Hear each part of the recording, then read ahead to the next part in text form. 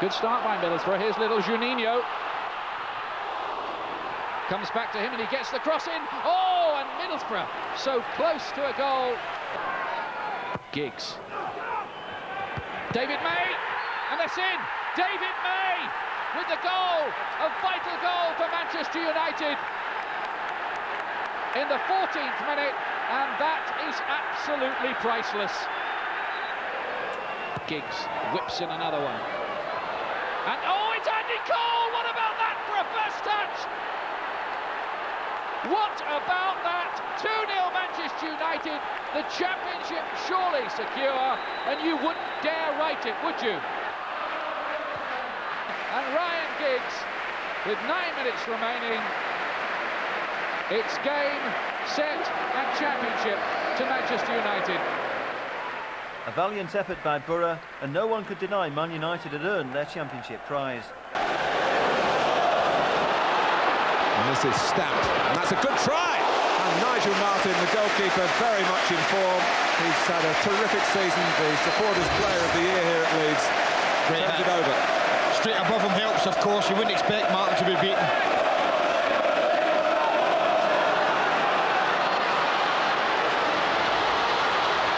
And it's Juninho, through for back! Martin parries. Oh, that's a great chance.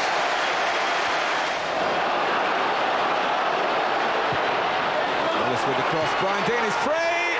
It's a goal for Leeds United, and that might spell the end for Middlesbrough. Brian Deane's header. Brian Robson has to take it on the chin. Here is the invention, perhaps. Yes! From Juninho. There's still a chance. Took a wicked deflection, this Martyn, I think will find to beat Nigel Martyn. It's no surprise that it's Juninho who gets him back in. I thought he was a couple of yards offside. He certainly looked at it. As it ducks inside there, I think it flicks off Hara. And it's just enough to take it wide of Martyn into the corner. Well, now we know. No way back we feel for Sunderland. One more goal and they're safe. It's as simple as that.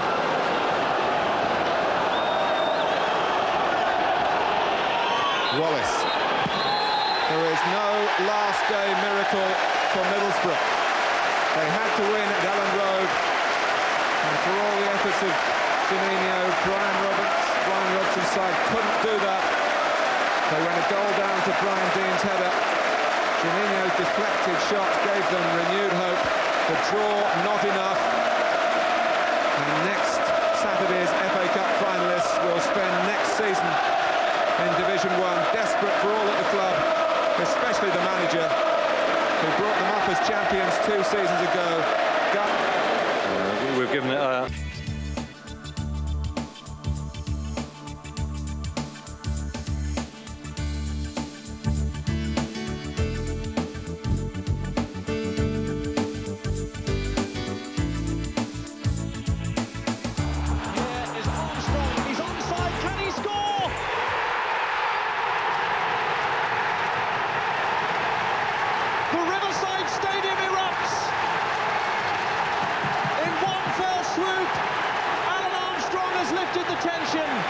the area of the game where Middlesbrough now have to keep their cool.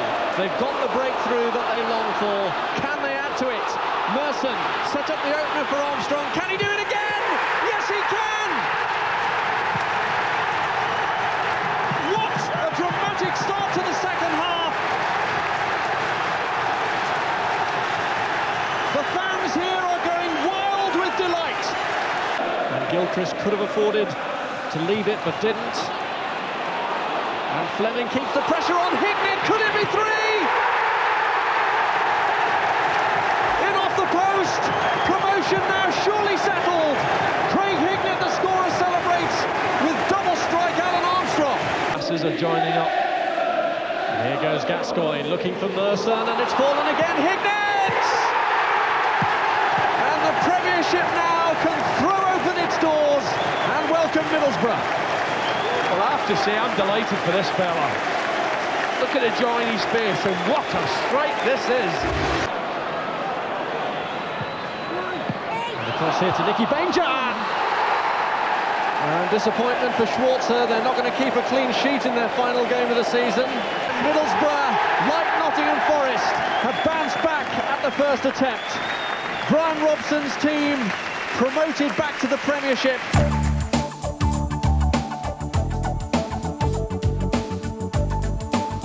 I can't be more delighted for the fans who have been absolutely superb this year. I think the players have done themselves justice, they've been fantastic. And the club's back where it belongs, in the Premiership. Are you looking forward to playing in the Premiership? Yeah, it's a dream now. I come to Middlesbrough because that's what it's about, Premiership football, and we're there now. What a way to go out, you know. 4 goals, we played brilliant second half, and just overcome with emotions, fantastic. 2 goals.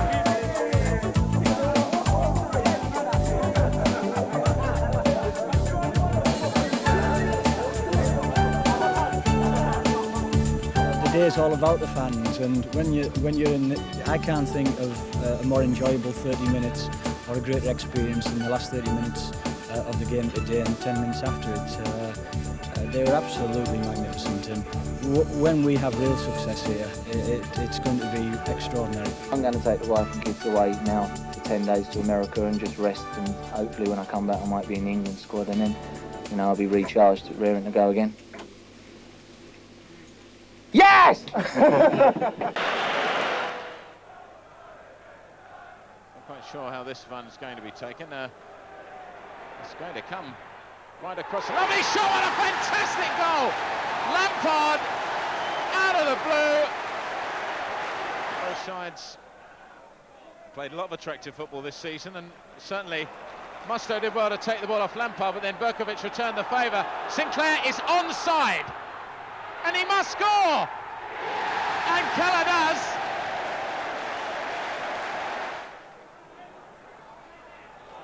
Berkovic, wonderful.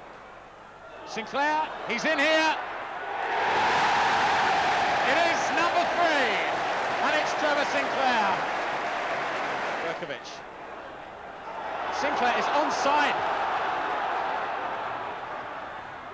And he scored a second.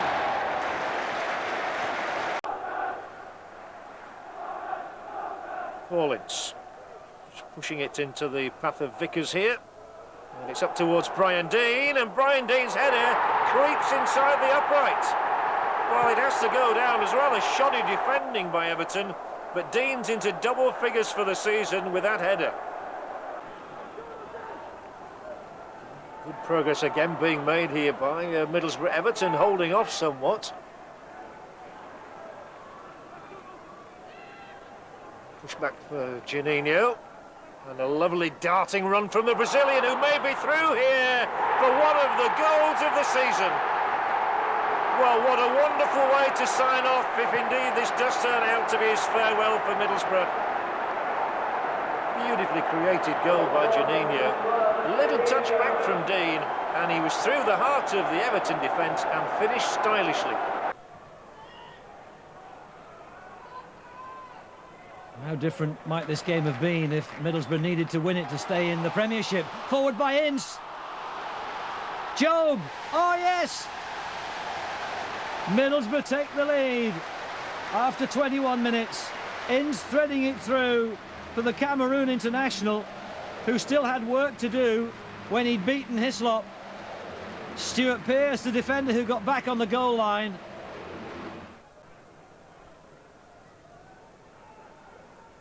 Kanouté. West Ham still managing to look threatening. Here's Todorov. It's 1-1. West Ham equalised within 9 minutes. Came off the head of Pearce. Here's Carambeau. He's made half a chance for himself. Oh, Carambeau! Didn't he strike it well? The defender was getting across to block his view of goal, but he hit it very early. Relegation has been avoided, and the Riverside is grateful for that. Terry Venables enjoying the applause and the appreciation of the crowd. Where will he be next season?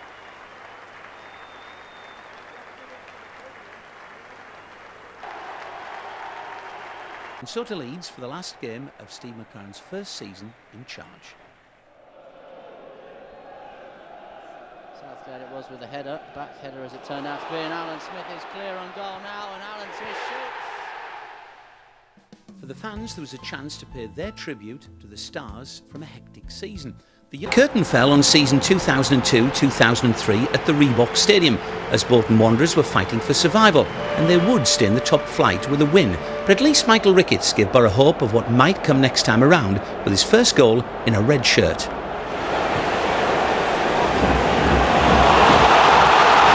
Chance, and the shot comes in and it's in the back of the net. Oh, what a fantastic opening goal from Per Franson, and that's what Bolton Wanderers wanted. One of two. Whistle is now gone. It is a Kocher. Oh, and he's put it straight in the back of the net. And Bolton Wanderers have added a second. Riggett, who's in ahead of Ugo Ehiogu, who's out with a knee injury, of course. Now a real chance. Parnaby got some space. Ricketts! Yes! Michael Ricketts against his old side has pulled one back for Borough. Well, we talked about it, didn't we, Billy? The script was written. The season was played on a sweltering afternoon at Portsmouth, and Borough certainly felt the heat. Hans Berkovic, the former West Ham and Manchester City player, still Isle Berkovic now. Ball through the middle, and here's a chance, and there's the opening goal of the game. And it's that man, Yakubu, who's done it again for Portsmouth. He's scored so many important goals for them this season, 12 in the Premiership, and it's unlucky for Borough. That's number 13. Now Yakubu trying to get ahead of Mills, and Yakubu has this time, and he goes down. And it's a penalty kick against Danny Mills. And Schwartz got a hand on it, but Yakubu scored. Here's Greening in his 100th Borough start this afternoon. And he's got the better of Taylor that time. Into Mendieta. Borough just seems to have steadied the ship slightly in the last few moments. It's Zenden that hits it! What a fantastic goal! Well, Steve McLaren changed things around for Middlesbrough, and it's paid dividends virtually immediately, because Bolo Zenden, having been switched into the centre of midfield, has got the goal back that Borough desperately, desperately needed. Ehiogu underneath that one, and a chance maybe now for Yakubu. Turn inside, and this time they have scored. Berkovic again. Berkovic has this time played Yakubu in. He went out onto the wing that time, and it's Taylor's shot. And it's Sheringham's goal. Taylor. Here's Yakubu. Well, perhaps that was inevitable. It's 5-1, and it's another goal from Yakubu. And not the way Steve McLaren would have wanted to end this season.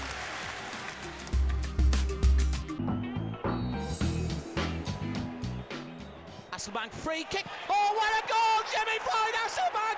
That is absolutely sensational! Jimmy Floyd Hasselbank nearly rips the net out. It hit the underside of the bar, thumped high into the top of the net, and Borough could have at City of Manchester Stadium Eurovision thanks to Jimmy. City 0, Borough 1.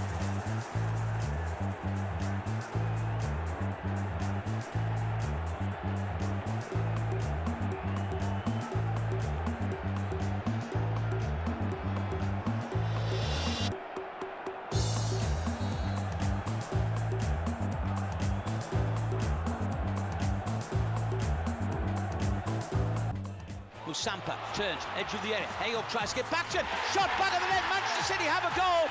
I'm not sure what went on in the heart of the defence there, but Kiki Musampa had an opportunity to run at the defence. He took it. He scored. Back in the melting pot. 1-1.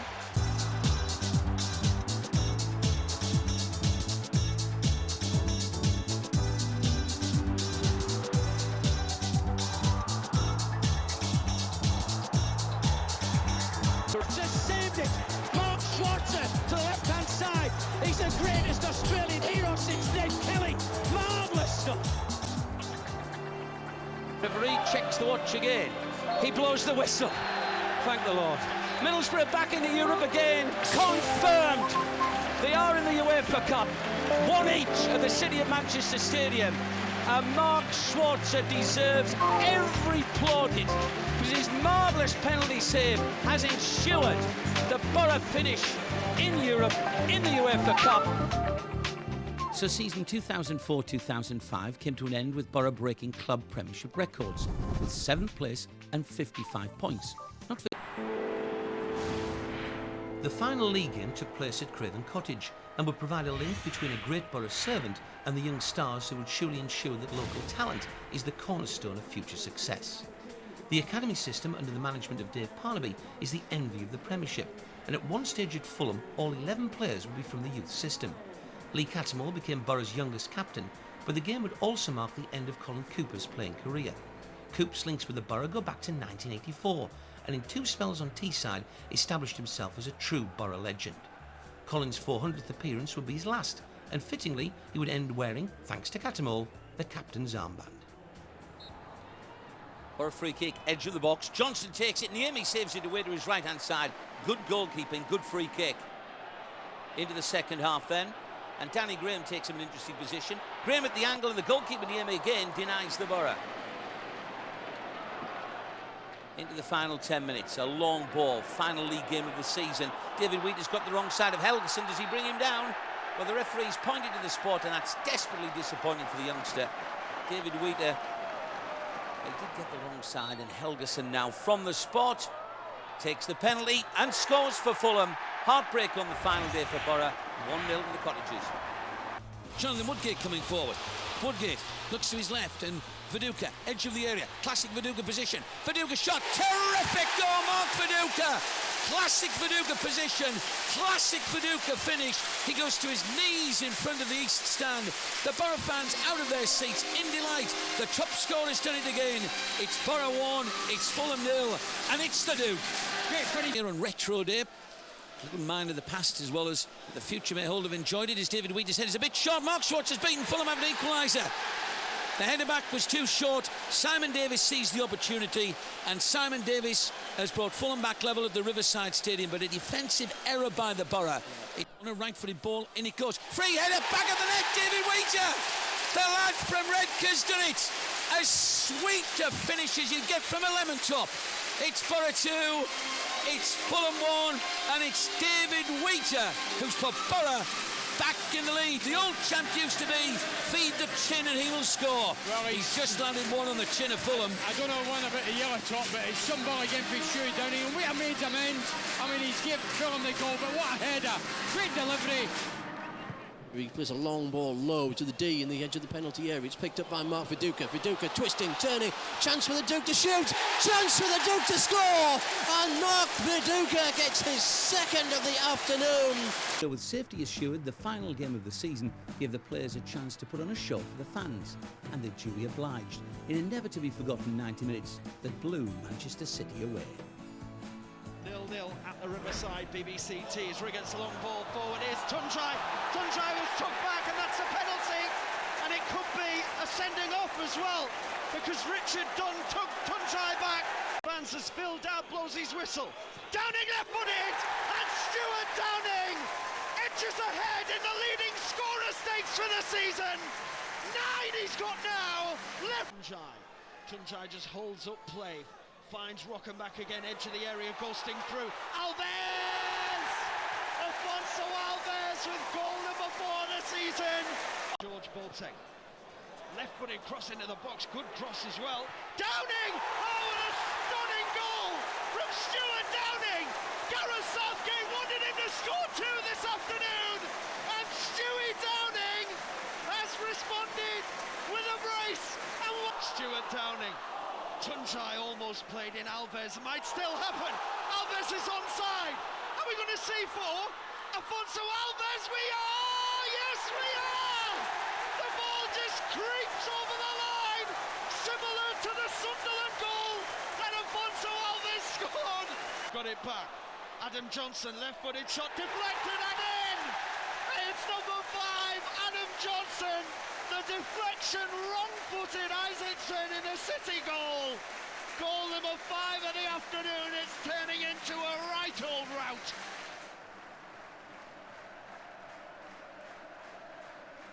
Phil Dowd measuring the 10 yards out.